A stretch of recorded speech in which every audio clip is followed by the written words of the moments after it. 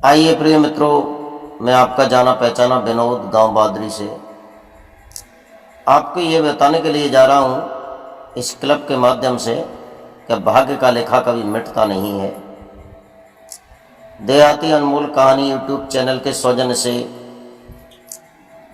भक्तों, आप कैसे हैं और अच्छे होंगे। आपका प्यार भरा प्रणाम मेरा स्वीकार हो आपके लिए। तो चलो, आपका ज़्यादा समय न लेते हुए सीधे इस कहानी की तरफ नज़र डालते हैं।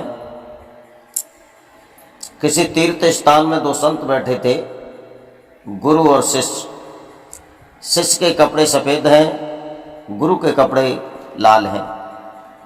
तो सन्यासी से वो सफ़ेद कपड़ों वाला शिष्य बोला, हे गुरुदेव, मुझे ये बताइए, कभी भाग्य का लेखा मिट सकता है? गुरु जी कहने लगे, ये भाग्य का लेखा कभी नहीं मिटता। चाहे लोग कितना भी उपाय कर ले, लेकिन भाग्य में जो लिख रहा है उसे कोई मिटने वाला नहीं है। हस्तरेखा सीधा इशारा करती है कि इतना होना है तो उतना ही होना, उससे ज़्यादा कम नहीं हो सकता। भक्तों, एक बात और बताऊं, भाग्य की रेखा एक हाथ में हस्तरेखा एक ऐसी होती है जो छोटी उंगली होती है, उसके पास में एक और उंगली होती है जिससे हम चंदन लगाते हैं, उसे ज़्यादा महत्व देते हैं। उस अंगुली के बीच में सीधी बीच हथेली के लिए एक रेखा जाती है, उसे सूर्य रेखा कहते हैं। अब ऐसे ही किसी गांव में सूर्य रेखा लेकर के एक बच्चा पैदा हुआ। जब बच्चा पैदा हुआ, महीना 2 महीना को हो चुका, तो उस बच्चे के घर पर, उस किसान के घर पर, गरीब परिवार में रह बच्चा जो जन्म लिया था किसान के घर पे, उस किसान के घर पर एक महात्मा जाते हैं भिक्षा करने के लिए और आवाज़ लगाते हैं, कोई घर पे है। जब कोई आवाज़ नहीं देता, फिर दूसरा की आवाज़ देते हैं, मुझे भूख लगी है, इस घर में कोई है? तो उस किसान की धर्म पत्नी निकल के बाहर आती हैं। कहने लगी, कहिए महाराज, आपको क्या चाहिए? वो संत जी कहने लगे, हमें कुछ नहीं, हमें तो 2 रोटी चाहिए। कहने लगे, यहीं बैठ के खाओगे या लेके जाओगे? महात्मा जी कहने लगे, लेके जाएंगे या खा के जाएंगे, तुम ला के दे दो हमें।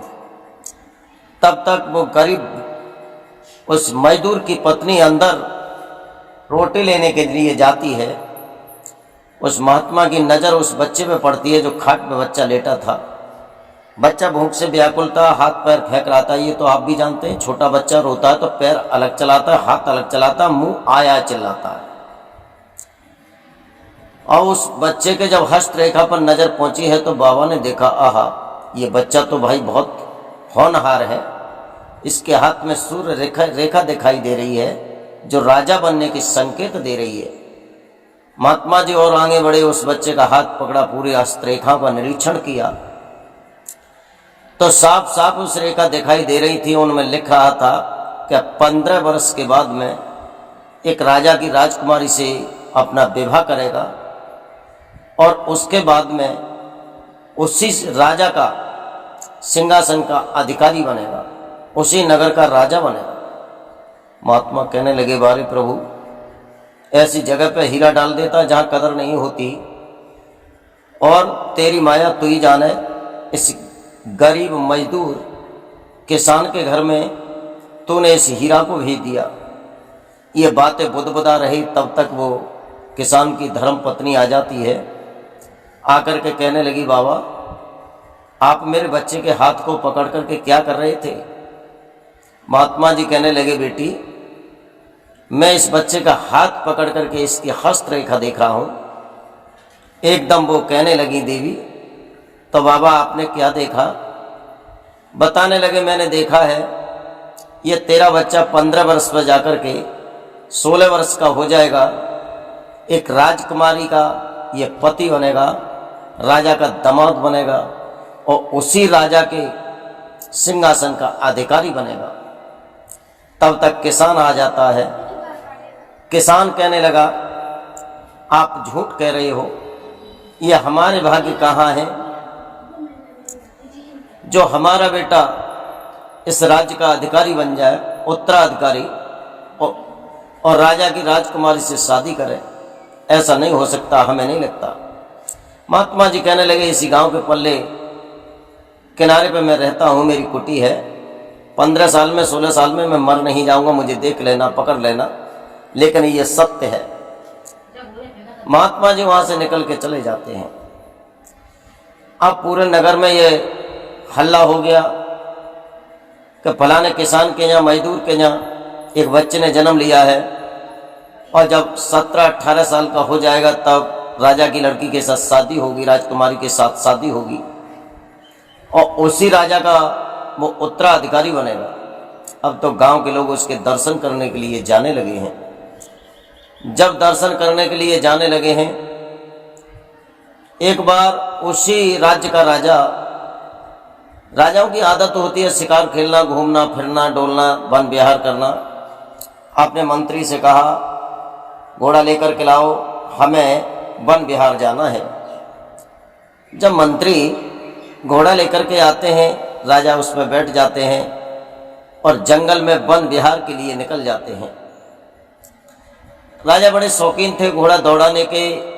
एक हिरण के पीछे घोड़ा लगा दिया, हिरण भागता हुआ जाता है, बियाबान जंगल में ले जाता है।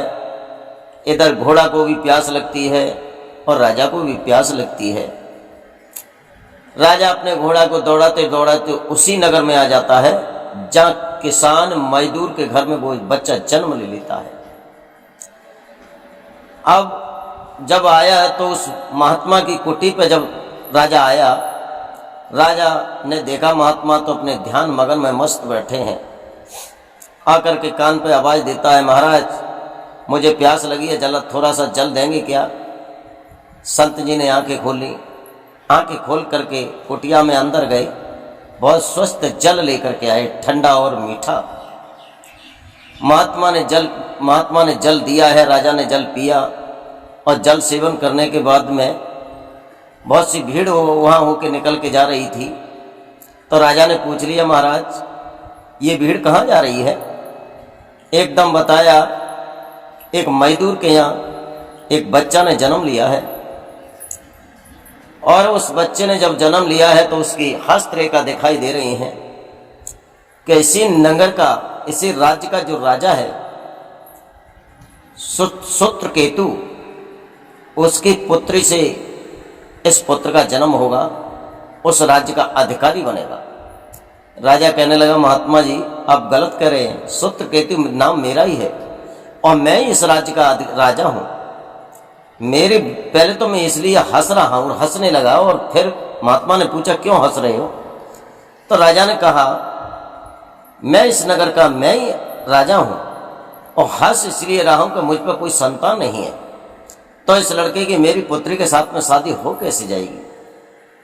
महात्मा जी कहने लगे, ये सब हमको नहीं पता है, हमें तो केवल ये पता है कि यहाँ का जो राजा है और उस राजा की लड़की के साथ में इस मजदूर के पुत्र की शादी होगी, और यहाँ तक भी उसकी हस्तरेखा दिखाई दे रही है कि उस राजा के सिंहासन का अधिकारी भी बनेगा, जो राजा भी बनेगा।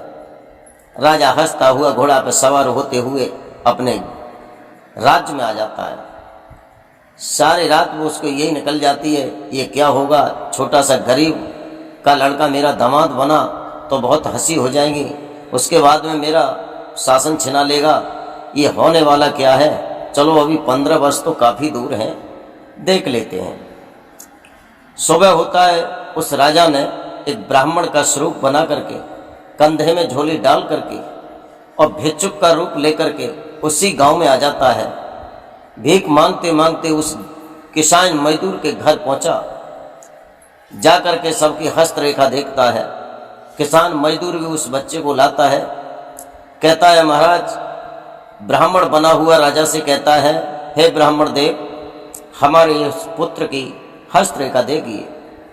जब उन्होंने हस्तरेखा देखी तो कहा, भाई किसान बुरा न मानो तो एक बात कहें, और देखो हम ब्राह्मण लोग ऐसे हैं जो बात होती है उसे मुंह पे कहते हैं, चाहे कोई बुरी माने या भली माने।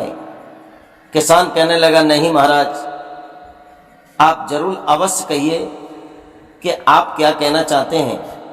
तो राजा जो ब्राह्मण बना हुआ था वो राजा कहने लगा, देख भाई, अगर हमें तू ब्राह्मण मानता है और जानकारी सच्ची लेना चाहता है तो 17-16 साल पर जाकर के ये बच्चा मर जाएगा विशेष बीमारी के कारण। 2-4 कूण है तेरे बिकवा जाएगा, चूंकि तो पे इसका कर्ज चिंग रहा है। तत मेरा मानना ये है, एक किसान, इस बच्चे को तुम मुझे दे दे, मैं ऐसे गुरुकुल में इसे एडमिशन करा दूंगा जहाँ भगवान का भजन किया जाता है। और भगवान के भजन में वो शक्ति है कि आदमी के उम्र से को भी बढ़ा सकता है। और कई बच्चे हम ऐसे लेकर के आए हमारे गुरुकुल में कि जिनकी उम्र 10 साल की थी, आज वो 20-20 साल के होके चले गए अपने घर। तो मेरा कहना है, इस बच्चे को हमें दे दो। किसान मजदूर ने बहुत रोते रोते उस बच्चे को उस ब्राह्मण के हाथ में दे दिया, जो राजा ब्राह्मण का रूप बना करके उस बच्चे को लेके आ जाता है। एक नदी के किनारे आता है, सोचने लगा इस बच्चे की मैं गला दबा करके हत्या कर दूं, लेकिन अंदर से आवाज आती है, नहीं, ये काम नहीं करना है। तुरंत उसने एक संदूका मंगवाया और संदूके में उस बच्चे को रख के उस नदी में, बीच नदी की धारा में छोड़ दिया। और संतुष्ट हो जाता है कि मेरा जो कांटा था वो निकल गया, ये बच्चा तो मर जाएगा। लेकिन वो संदूक तैरता तैरता दूसरे राज्य की सीमा से जाके लगता है।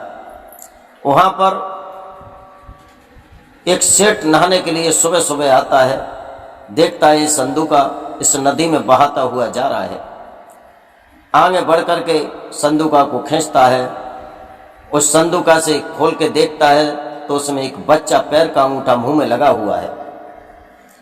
उसे बाहर निकालता है, अपने घर ले जाता है और घर ले जा करके अपनी सेठानी को देता है। सेठानी बहुत खुश होती हैं। सेठानी ने बहुत दान पुण्य किए और दान पुण्य करने के बाद में उनका नामकरण संस्कार कराया, चूँकि उनके यहाँ तो वो उस बच्चे ने उसी दिन जन्म लिया था। धीरे धीरे वो बच्चा जब बड़ा होता है, अच्छे घर में पहुंच गया तो पौष्टिक आहार भी लेता है, पहलवान हो गया। अब देखो कर्म की लिखी यहां आ जाती है कि जिस राजा ने ब्राह्मण बन करके उसे संदूक में रख करके नदी में फेंका था, वही राजा अपने काफिला के साथ में और दूसरे राज्य की सीमा के निकट होकर कहीं जा रही थी। काफिला बहुत तगड़ा था, जिसमें कई हाथी, कई हजार घोड़े, कई सौ रथ साथ में थे। किसी का मासूम बच्चा 4-5 वर्ष का उस काफिला के सामने आ जाता है। काफिला अपनी धुन में जा रहा है, लेकिन देख नहीं रहा है कि कौन हमारे पैरों से फिसल जाता है, कौन दब के मर जाता है। वो लड़का भागता है, उस बच्चे को झपट के उठा लेता है। राजा को मालूम पड़ी ये बच्चा बड़ा फुर्तीला है, बड़ा अच्छा है, इसने एक बच्चे की जान बचाई है। तुरंत अपने पास बुलाया, तुम कहाँ रहते हो?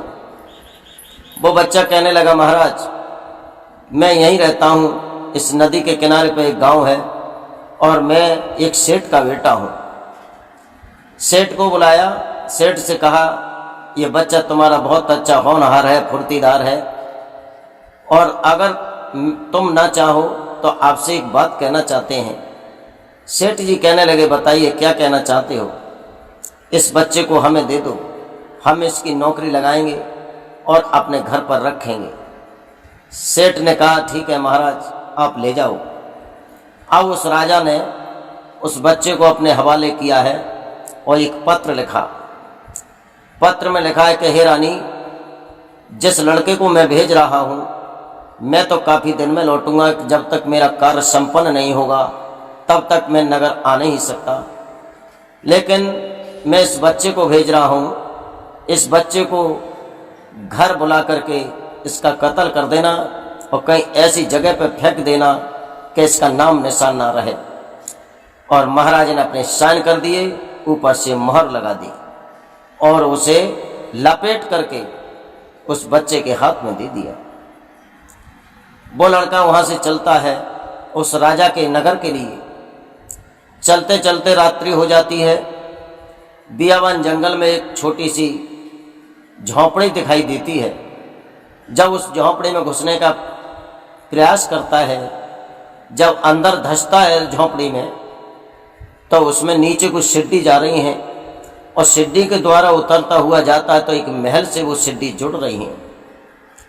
जब उस महल में जा रहा है, सीढ़ियों के द्वारा महल में जब अंदर प्रवेश किया है उसने, तो देखता है कि एक बूढ़ी माँ भोजन बना रही है। उस माँ ने देखा और कहा कि हे बेटा, तू नौजवान है, तू नहीं जानता यहाँ कहाँ से आ गया। मेरे 5 बेटा हैं और 5 डाकू बड़े खूंखार हैं। अगर तुझे देख लिया तो तेरी मौत को यमराज टाल नहीं पाएंगे, ताकि तू वापस चला जा। लड़का कहने लगा, माँ, अगर किसी तरीक़ा से तुम्हारे पुत्र मेरा वध कर देंगे, मार देंगे मुझे, तो मुझे कोई चिंता नहीं है, लेकिन यहाँ से मैं अगर कहीं जाता हूँ, बियावान जंगल में किसी हिंसक पशु ने, शेर भेड़िया ने मुझे मार दिया तो मुझे दुख होगा। माँ कहने लगी, तो कोई बात नहीं, तो रुक जा। उस माता के चरण छूता है और 2 रोटी खा करके वो बच्चा सो जाता है।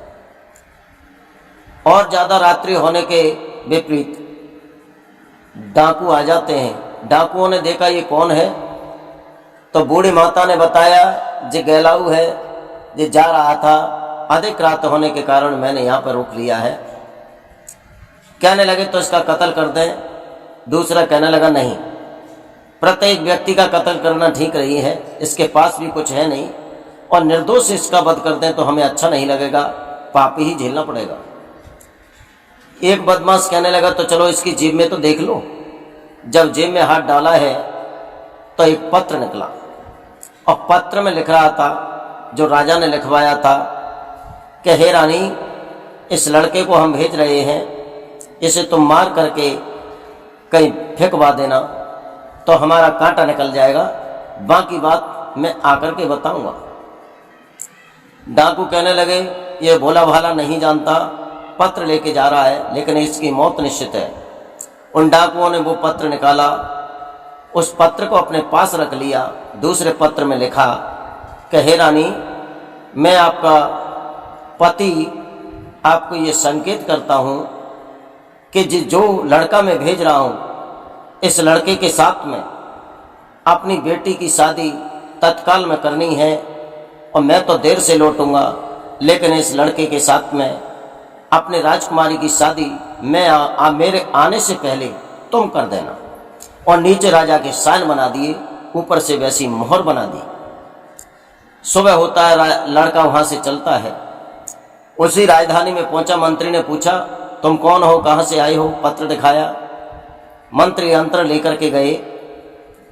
जब रनवास में पहुंचा है, रानी के पास में वो लड़का और पत्र। रानी ने कहा ठीक है।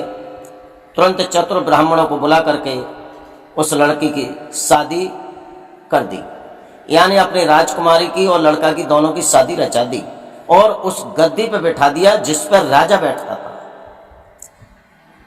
अब हुआ क्या, उसके बाद में बहुत सा समय व्यतीत हो जाता है। उसके बाद में वो राजा आता है, आकर के देखता है कि जिसको मैंने मरवाने के लिए भेजा था वो तो मेरी गद्दी पे बैठा है। लेकर रानी को बुलाया, ये क्या है? जो मैंने तो ये लिखा था पत्र में कि इस लड़के को वध करना है, मारना है, और तुमने अपनी लड़की की शादी भी कर दी और इसे गद्दी पर और बिठा दिया। रानी कहने लगी, नहीं, जो तुमने पत्र में लिखा था वो मैंने किया है। आपसे उस पत्र से हट करके मैंने एक भी शब्द अलग से नहीं किया है। आपने लिखा, दिखाओ पत्र। पत्र दिखाया तो पत्र में वो हस्ताक्षर हो रहे थे, वही मोहर लगी थी। भक्तों, इस तरह से राजा कहने लगा, ठीक है। किसी ने कहा कि भाग्य का लेखा कभी मिट नहीं सकता। जब वही लड़का है जो बचपन में मैंने नदी में फेंक दिया था, लेकिन भाग्य का लेखा कहाँ ले जाओगे? जो होगा वो होके रहता है। तो भक्तों, मेरा आपसे ये संकेत है, हमारी कहानी ये सिखाती है, ये ज्ञान देती है, ये उपदेश करती है कि जिसके जो भाग्य में लिखा है आप कोई मिटने वाले नहीं हैं। आप बेकार की उसके बीच में कोई त्रुटि करें, गलती करें, बिल्कुल व्यर्थ है गलती करना, क्योंकि आप और हम कुछ कर नहीं सकते हैं। किसी को राज्य भोगना है तो राज्य ही भोगेगा। किसी को गरीबी भोगनी है तो गरीबी ही भोगेगा, लेकिन जिसके नसीब में दुख है वो दुख भोगेगा, जिसके नसीब में सुख है वो सुख भोगेगा। तो मेरा आपसे निवेदन है, जिसकी हस्तरेखा में, जिसके नसीब में जो लिखा है वो हो के रहेगा, उसी को टाल नहीं सकता। और मैं अपनी वाणी को यहीं पर विराम देता हूँ। आपको धन्यवाद करता हूँ। आप हमारी वाणी को बड़ा प्यार देते हैं, बड़ा दुलार देते हैं, बड़ा सुनते हैं। और निवेदन है